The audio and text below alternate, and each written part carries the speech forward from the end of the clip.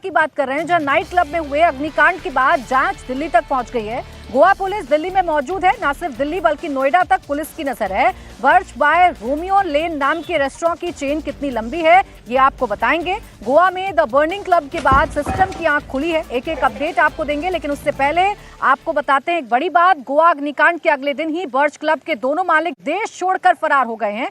सौरभ और गौरव लूथरा इंडिगो के विमान से थाईलैंड भाग गए हैं। 7 दिसंबर को ही सौरभ और गौरव दोनों सुबह 5:30 बजे की फ्लाइट से फुकेट भाग गए। दिलचस्प बात यह है कि दोनों इंडिगो के विमान से भागे। दिलचस्प बात यह भी है कि वो विमान अपने टाइम से उड़ा।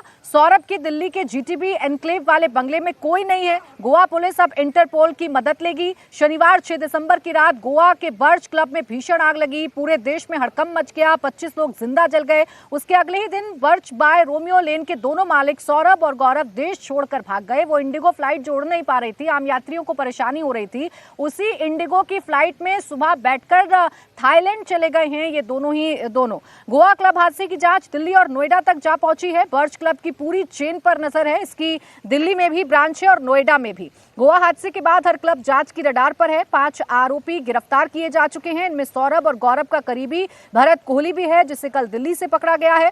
सौरभ और गौरव का घर दिल्ली के जीटीबी एनक्लेव में है, जहां 7 दिसंबर की सुबह से ही ताला लगा हुआ था। तो एक हादसा हो गया, 25 लोगों की जान चली गई। तब जाकर तो आंख खुलती है प्रशासन की। उसके बाद फिर ये देखा जाता है, ड्राइव चलाई जाती है कि सुरक्षा मानक जो हैं उनको फॉलो किया जा रहा है या नहीं किया जा रहा है। इनमें भी बड़ी बात यह है कि हादसा होने के बाद जो 2 मेन आरोपी हैं वो इंडिगो की फ्लाइट में बैठकर फरार हो जाते हैं। कमाल की बात तो देवेंद्र यही है ना कि इंडिगो ने जितना रुलाया है यात्रियों को, हमने देखा यात्री परेशान है, उनका अपना जरूरी काम छूट रहा है, किसी की शादी, किसी के पेपर छूट रहे हैं, लेकिन आरोपी है वो इसी इंडिगो का सहारा लेकर बड़ी आसानी से उड़ जा रहा है और दूसरे देश में पहुंच जा रहा है। और पता नहीं ये संयोग है या उनका उस लेवल पे कोई मैनेजमेंट नहीं किया। ऐसे बड़े पूंजीपति जो होते हैं उनको तो नेक्सस होते ही होते हैं ना, और उस हिसाब से जैसे उसको पता चला उन दोनों की दोनों फरारी।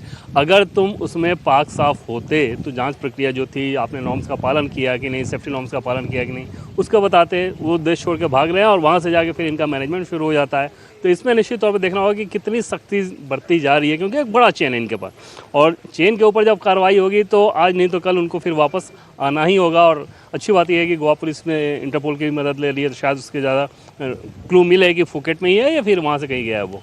लेकिन जब ऐसे हादसे सामने आते हैं अवधेश जी, तो एक बड़ा सवाल यही खड़ा होता है कि कंज्यूमर्स के लिए क्या सुरक्षा गाइडलाइंस हैं। ऐसे बड़े बड़े क्लब्स चल रहे हैं, वहां पर आप क्या ड्राइव चलाते हैं, आप चेक करते हैं कि नहीं करते हैं, परमिशन मिलती है कि नहीं मिलती है। ये तभी क्यों देखा जाता है जब हादसा होता है और 25 लोग अपनी जान गंवा देते हैं और 14 उसमें उस क्लब के कर्मचारी हैं। आश्चर्य का विषय है कि केवल बाहरी नहीं, 14 क्लब के कर्मचारी हैं। तो इसका तो यही हुआ ना कि टके शेर भाजी टके शेर खाजा। मतलब यहाँ कोई कानून व्यवस्था नहीं है। जिसके पास पैसे हैं वो नगर निगम से, पुलिस से सारे सर्टिफिकेट, सिक्योरिटी का, फायर का, सब फायर ब्रिगेड से सब लेके आ सकता है। बार बार प्रमाणित हो रहा है।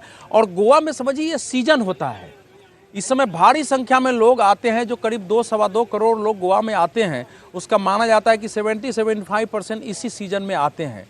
और ऐसे सीजन में घटना हुई है तो पर्यटन पर भी धक्का है, देश पर भी धक्का है। लेकिन वहाँ तो आप गोवा में अगर आपने जो भी लोग गए होंगे, वो तो उसमें गाड़ी घुसने की जगह नहीं होती है। ऐसे ऐसे जगह क्लब बने हुए हैं कि आप अगर कुछ हो जाए तो वहाँ फायर ब्रिगेड का जाना कठिन हो जाएगा। ऐसे वहाँ क्लब बने हुए हैं, एकदम पूरी गली गली में क्लब बने हुए हैं। कहाँ से उनको मिला है सर्टिफिकेट, कैसे वो चल रहे हैं वर्षों से, ये तो बहुत बड़ा प्रश्न चिन्ह है। और सरकारें आती जाती हैं, वैसे ही रहेगा। और देखिए पूरे देश में इंडिगो में हाहाकार मचा हुआ है। एक आदमी वहां से 2 आदमी आया है, उसको फ्लाइट मिल गया और टाइम पर उड़ के विदेश चला गया वो। ये क्या, ये तो इंडिगो के लिए भी जांच का प्रश्न है कि इंडिगो से उसकी मिलीभगत थी क्या, उसने पैसे दिए कि स्पेशल पूरी फ्लाइट का पैसा ले लो और हमको पहुंचा दो। एक बहुत बड़ा प्रश्न चिन्ह है। ये केवल भारत की बाकी अथॉरिटी पर तो प्रश्न नहीं है, गोवा की कानून व्यवस्था अथॉरिटी पर प्रश्न है, लेकिन ये प्रश्न इंडिगो पर भी है। ये कैसे चला गया? देखिए आम आदमियों की जान चली गई, जो लोग अंदर थे उनकी दर्दनाक मौत हो गई, लेकिन जो इसके आरोपी हैं उनके लिए व्यवस्थाएं कितनी सुगम हैं, इससे अंदाजा लगाइए कि उन्हें यहाँ से भागने में कोई मुश्किल नहीं होती है। वो आराम से भाग जाते हैं। हालांकि अब पकड़े जाएंगे, इंटरपोल की मदद ली है और इन गुनहगारों को सजा मिलेगी, ये तो देखने वाली बात है। लेकिन क्या सख्त कदम इसके बाद उठाए जाएंगे, क्या सबक लिया जाएगा, ये सबसे बड़ा विषय है जिस पर काम करना होगा।